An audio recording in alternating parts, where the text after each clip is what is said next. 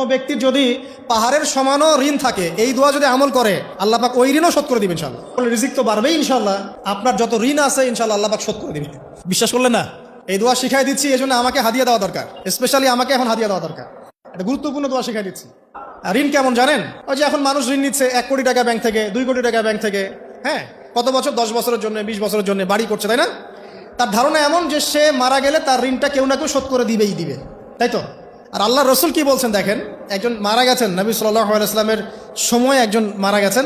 তো নবী করিম সাল্লাল্লাহু আলাইহি ওয়াসাল্লাম বলছেন, এই ব্যক্তির কি কোনো ঋণ আছে? একজন সাহাবী বলেন, হ্যাঁ ইয়া রাসূলুল্লাহ, তো ঋণ আছে। নবীজি বললেন, তোমরা ওর জানাজা পড়ো, আমাকে ডেকো না, তোমরা ওর জানাজা পড়ে নাও, আমি জানাজা পড়তে চাচ্ছি না।